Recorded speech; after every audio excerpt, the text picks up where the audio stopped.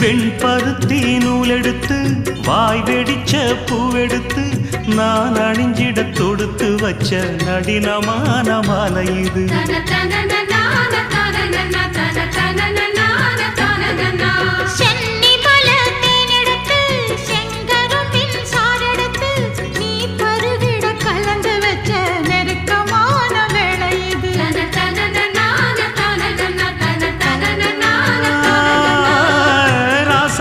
உடம்பிருக்கும் ரவிக்க துணி நானாக அன்னாடம் சூடி கொள்ள ஆசை வச்சாகாதா.